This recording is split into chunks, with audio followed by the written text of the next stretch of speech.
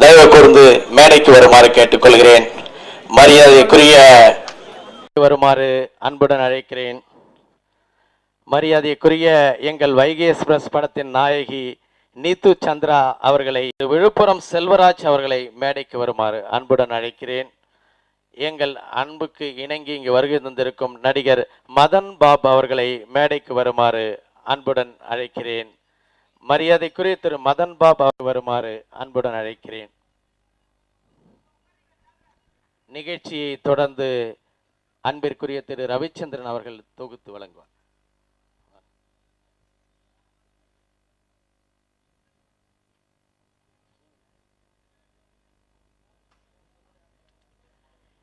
எங்கள் அன்பு அழைப்பினை ஏற்று இந்த நிகழ்ச்சி சிறப்பு அன்பிற்குரிய திரு போபன் அவர்களை மேடைக்கு வருமாறு அன்புடன் அழைக்கிறேன். அன்பிற்குரிய கலை இயக்குனர் திரு போபன் அவர்கள் இளைய கம்பன் அவர்களுக்கு,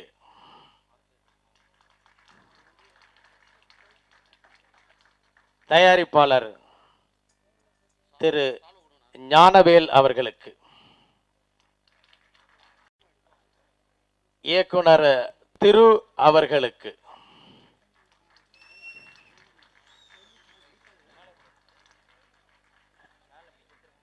இயக்குனர் சுசீந்திரன் அவர்களுக்கு,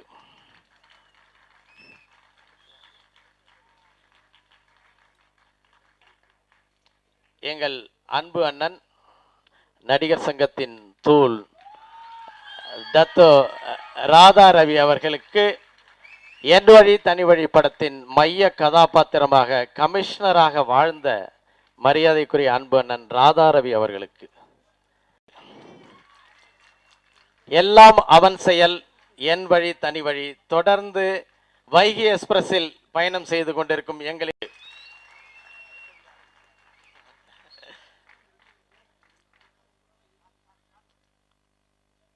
எங்கள் அன்பு இசையமைப்புகளுக்கு, யாருங்க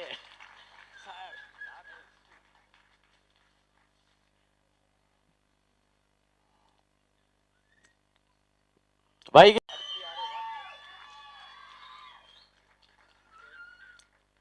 குணச்சித்திர நடிகை திரு ஸ்ரீரஞ்சனி அவர்களுக்கு போபன் சார் மேல வாங்க பிளீஸ்.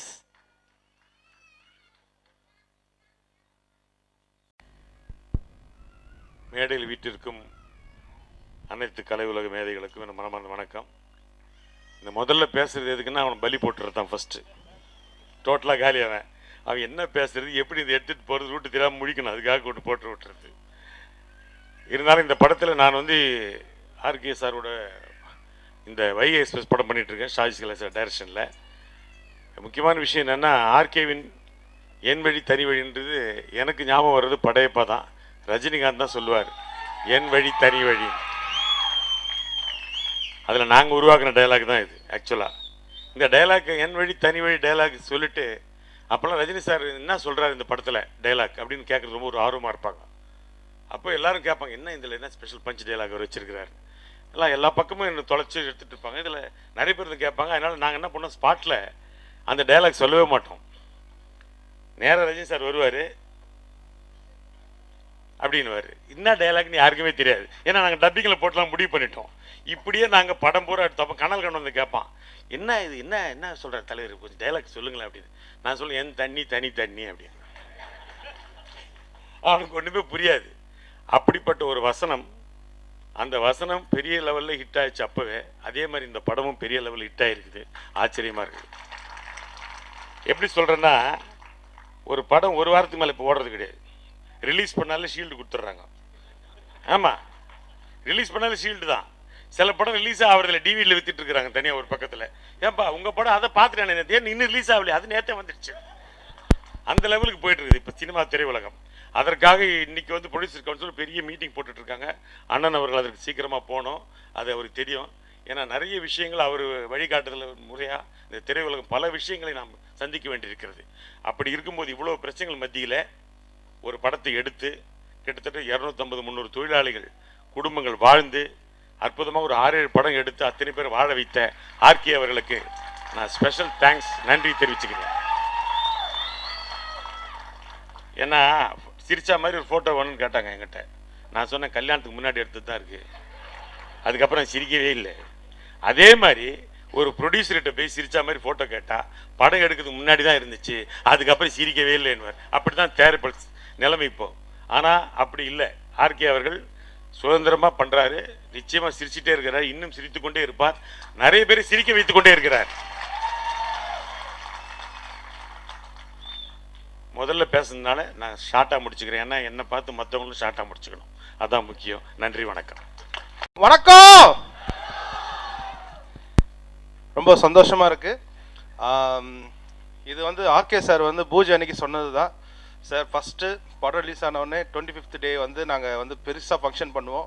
அதுக்கப்புறம் 50வது நாள், 75வது நாள், அதுக்கப்புறம் 100ஆவது நாள் பண்ணுவார். இதெல்லாம் ஒன்றுமே இல்லை, அதை பாருங்கள். ஆக்சுவலாக இன்னும் வெயிட்டாக இருக்கும். ஏன்னா சினிமாவில் வந்து இப்போது ஒரு படம் ரிலீஸ் ஆகிடுச்சுன்னா வர லாபம் வந்து எப்படிலாம் நம்ம வந்து உள்ள சேஃப்டி பண்ணலான்னு நினைப்பாங்க.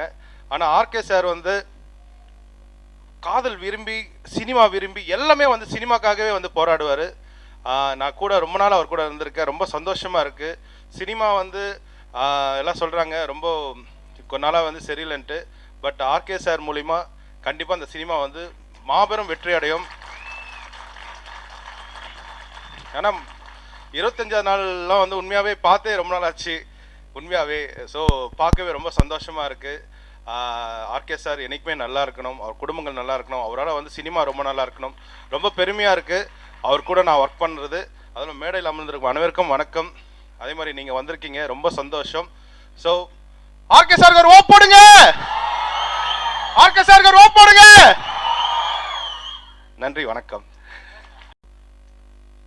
அனைவருக்கும் வணக்கம்.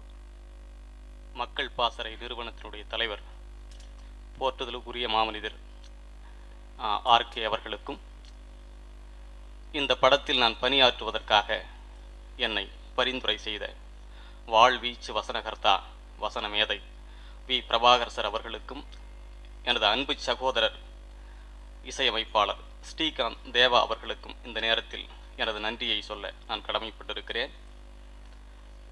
என் வழி தனி வழி என்கிற இந்த வெற்றி படம் இளைய கம்பனாகிய எனக்கு 500வது பாடலை எழுதுவதற்கு வாய்ப்பளித்த படம்.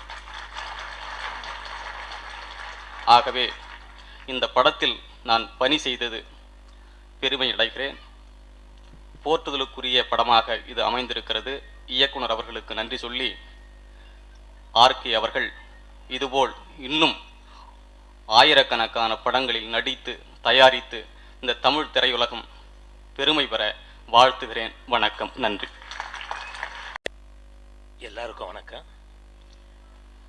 மேடையில் அமர்ந்திருக்கும் என் கலையுலக நண்பர்களுக்கும் ஊடகங்களுக்கும் என்னுடைய முதற்கண் வணக்கம். என் வழி தனி வழி படத்தில் நடிக்கிறதுக்காக மேனேஜர் துரை சார் வந்து ஃபோன் பண்ணார். நான் போகிறதுக்கு முன்னாடி ஷாஜி கலையர் சார் பெரிய டைரக்டரு மலையாள பட உலகத்தில், அது எப்படி இருக்குமோ ஏது இருக்குமோ, எவ்வளோ ஸ்ட்ரிக்டாக இருப்பாரா என்ன அப்படின்னு ஒரு வித பயத்தோடு தான் போனேன். ஆனால் அங்கே போனவொன்னே தான் பார்த்தேன், அவ்வளவு எளிமையாகவும் அவ்வளவு இனிமையாகவும் நல்லா பழகிறாரு. அதே மாதிரி எந்த விதமான டென்ஷன் இல்லை, எதுவும் இல்லை, ரொம்ப நல்லா அன்னைக்கு முழுக்கவே எங்களுக்கு ரொம்ப சந்தோஷமாக இருந்தது.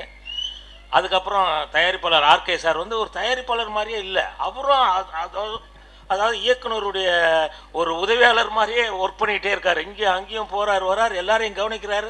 சார் சாப்பிடுங்க சார் அப்படின்றார். இப்படியே கலகலகலப்பாக இருக்கார். ரொம்ப நல்லா இருந்தது. எனக்கு இந்த அந்த படம் வேலை செஞ்சதே ரொம்ப திருப்தியாகவும் இருந்தது, நல்லா இருந்தது. ஆர்கே சார் மாதிரி நிறைய தயாரிப்பாளர்கள் வரணும், இதே மாதிரி சிரிச்சுக்கிட்டே எல்லாருக்கிட்டையும் வேலை பார்க்கணும். அப்புறம் இந்த படம் வந்து 25 நாள் ஓடி இருக்கிறதுன்றது, அதாவது வாரம் 10 படம் 15 படம் ரிலீஸ் ஆகுது. ஒரு 40-50 படங்களுக்கு மத்தியில் இந்த படம் ஓடி இருக்குன்னா இதுவே பெருமையான விஷயம்தான்.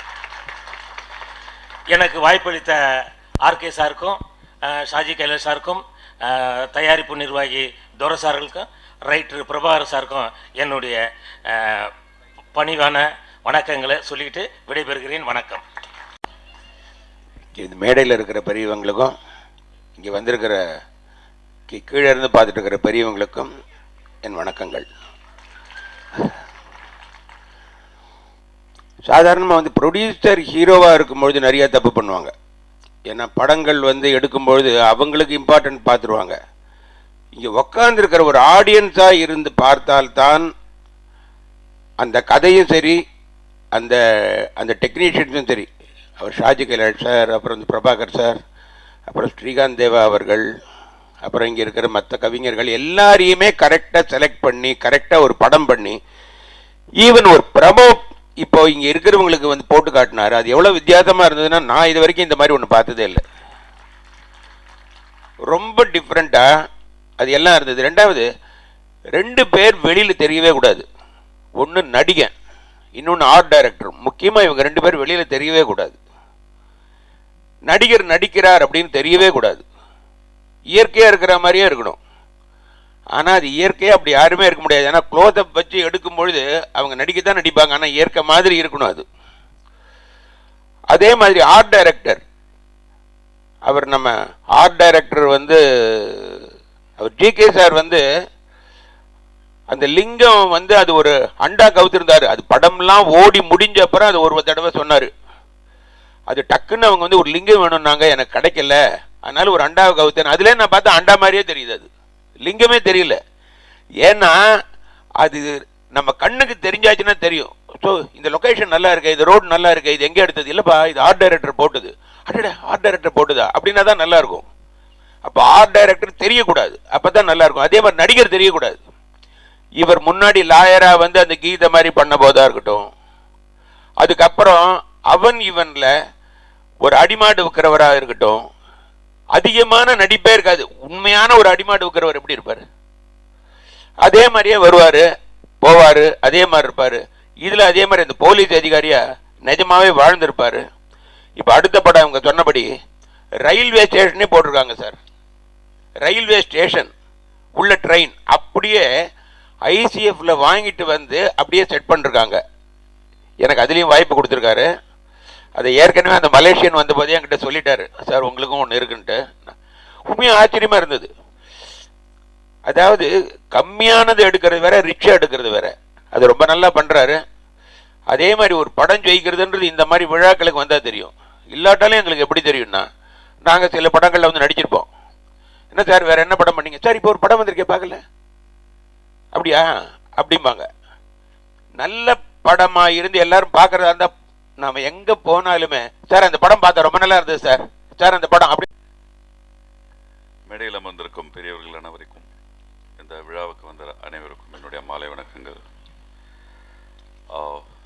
Motherland Pictures, R Sundararajan sir, மோகன், இளையராஜா ஒரு காம்பினேஷன் என்பதில் வந்து அற்புதமான படங்கள், அற்புதமான பாட்டு, அற்புதமான கதை. அதுக்கப்புறம் எனக்கு தெரிஞ்ச Shaji Kailash sir, Prabhakar, RK sir, Srikanth Deva sir. இதுக்கு மேலே சொல்கிறதுக்கு ஒன்றும் இல்லை. ஆர்கே சாரை நானும் அவருடைய எல்லா மாவன் செயல் அப்புறம் இந்த படமும் பண்ணேன். We have wonderful discussions. நிறைய விஷயங்கள், சமுதாய பிரச்சனைகள், சமுதாய இன்னும் ஒரு மேம்பட்டு வரணுன்றதுக்காக என்னென்ன நம்ம பண்ணணும், நம்ம எப்படி அவேராக இருக்கணுன்றதை பற்றி ரொம்ப நிறைய பேசியிருக்கோம். He is a man with conviction, a man who wants a change and who is working for it. So அவரோட தோல் கொடுத்து அவர் வச்சிருக்கிற அந்த ஒரு கோலை ரீச் பண்ணுறதுல கூட நானும் ஒரு சப்போர்ட்டாக இருக்குன்றதுல எனக்கு ரொம்ப பெருமையாக இருக்குது. So all the best and good luck RK sir. Thank you. இங்கே என் கண் முன்னே கூடியிருக்கும் என்னுடைய குடும்பத்தை சேர்ந்தவர்களே, மேடையில் அமர்ந்திருக்கும் அத்தனை நல்லுள்ளங்களுக்கும், இந்த என் வழி தனி வழியில்